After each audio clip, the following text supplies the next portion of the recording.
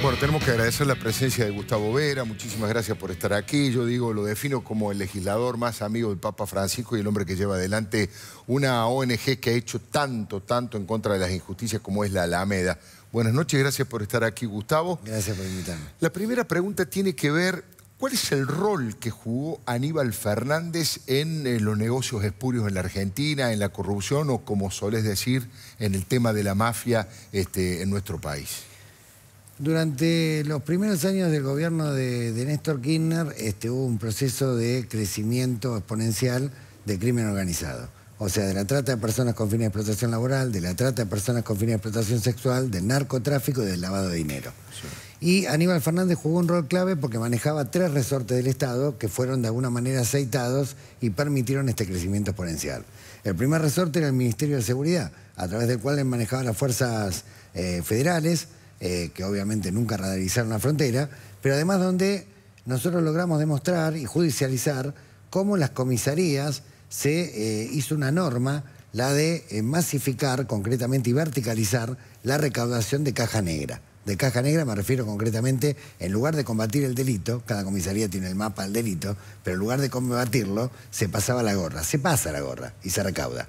No estoy hablando de toda la policía, estoy hablando a nivel de jefe de brigada, a nivel de subcomisarios, que son los que tienen el GPS en realidad, y comisarios. ¿Y esa plata vos decís que le llegaba a Aníbal? Esa plata se repartía, una parte de enriquecimiento ilícito de los jefes, otra parte iba para la política y la justicia, pero bajo el periodo Valleca-Aníbal esto creció exponencialmente. En Néstor este libro, Valleca, el jefe de la Policía Federal. Sí. En este libro hay 203, que es un libro de publicación gratuita, lo pueden venir a buscar a la legislatura, se lo damos gratuitamente, lo imprimió la Comisión Especial de Trata.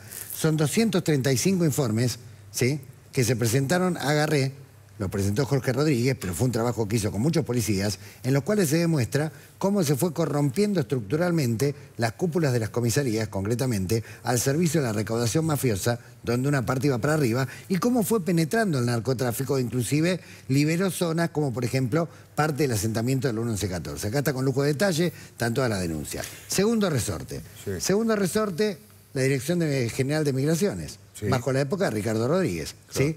El funcionario de mayor prestigio y jerarquía en el año 2005 era Carlos Sapere, era el director de Control y Permanencia. Carlos Sapere venía de la época de Alfonsín, había estado exiliado en la dictadura, fue reincorporado a la función pública cuando volvió la democracia. Él creyó en los primeros años en el gobierno de Néstor Kirchner, pese a que era un alfonsinista, un radical. Se le dio el lugar de director de Control y Permanencia, inmediatamente le desactivaron, digamos, la dirección. Y recibía semana tras semana una cantidad enorme de denuncias que tenían que ver con trata con fines de explotación laboral y trata con fines de explotación sexual. Año 2005. Carlos Sapere le informa a Rodríguez todo esto, le pide inspectores, Rodríguez no responde, después le informa a Aníbal Fernández y Aníbal Fernández le inicia un sumario por saltear la vía jerárquica. A Sapere, en lugar de castigar. Sapere se va pegando un portazo. En aquel momento, lamentablemente, algunos medios que hoy de alguna manera se dan cuenta lo que significa la corrupción estructural. En esa época, lo de Sapere fue un artículo así chiquitito, claro, en el diario La Nación. Recién cuando se incendió un taller clandestino en marzo del 2006, en Luis Viale, ahí a Sapere le dieron alguna importancia a la denuncia que él había hecho varios meses antes, donde él había denunciado concretamente que la Dirección Nacional de Migraciones era un colador. O sea que concretamente se flexibilizaron los mecanismos para que se pueda traficar en gran escala. ¿Y el tercer el tercer resorte, el menos conocido, pero tal vez el más importante, sí, bueno, la Dirección de Migraciones dirigida a Ricardo Rodríguez, alter ego de Aníbal Fernández. La Inspección General de Justicia, a partir de que asume Manberti. A partir de que asume Manberti, empiezan estas sociedades offshore, sociedades anónimas, que son como las muñecas rusas que nunca sabe dónde terminan, claro, ¿sí?, donde se empieza a generar, digamos, un festival de lavado de dinero tan grave que en el año 2011, esto es público, el Grupo de Acción Financiera Internacional, el GAFI, que agrupa 160 países que firmaron un protocolo para combatir el lavado de dinero, el GAFI está por expulsar a Argentina en el 2011 porque de las 23 condiciones que se pactaron internacionalmente, Argentina incumplía 21. Para que te des una idea, hasta el año 2011 la única sentencia judicial firme por lavado de dinero era un carnicero cordobés, ¿sí? Y la había llevado adelante la investigación con ELA, quizá por eso preside la UIF. En el año 2011, como se venía la noche con el GAFI, Bueno, para hacer estadística detuvieron también a un par de mexicanos que traían dólares truchos y después hay un montón de causas abiertas que se manejan discrecionalmente según quién es el enemigo o el amigo. Pero lo cierto es que el atractivo que significó para el crimen organizado la facilidad de lavar dinero en la Argentina es extraordinario. Se saca la ley antiterrorista para hacer como si combatiéramos el lavado, pero en realidad la ley antiterrorista se termina aplicando contra los militantes que luchan contra la megaminería, el extractivismo, exactamente, para criminalizar la protesta social. Ahora, ¿sí? Gustavo, vos recién nos explicabas, y me parece muy interesante en el corte, cómo pivoteaba todo esto que estás contando Aníbal Fernández de un lado y Antonio Estiuso del otro. Jaime Estiuso del otro, exactamente. Jaime Estiuso, bueno, ya una historia larga. Jaime Estiuso se inicia en el 72, empieza a tener un rol destacado a partir del año 78, 79, junto con Martín, con Saller y con toda una banda, y después se sobreviven, digamos, como parte del núcleo duro del aparato de inteligencia, en roles cada vez más importantes, en base a los carpetazos y la extorsión. ¿Sí? A los carpetazos y la extorsión a los gobernantes, completamente. Claro. Tanto de cuestiones que tenían que ver con la corrupción, como de la vida íntima, como de debilidades que podían tener. En esto se hicieron especialistas. Pero a partir del año 94, Estiuso empezó a armar toda una ingeniería de empresas. Empieza con American Tape, un mes antes de la voladura de AMIA, 18 de junio del 94, se crea la primera empresa, de la cual después empiezan a surgir 65 empresas, le descubrimos nosotros. Ninguna era empresa pantalla de la CIDE, eran empresas armadas para, digamos, de dinero, digamos, de público, obviamente que se iba por la corrupción, y también de contactos con el crimen organizado. Por ejemplo, la gente de Estiuso tiene mucho que ver con la Operación Carbón Blanco, donde está detenido Salvatore.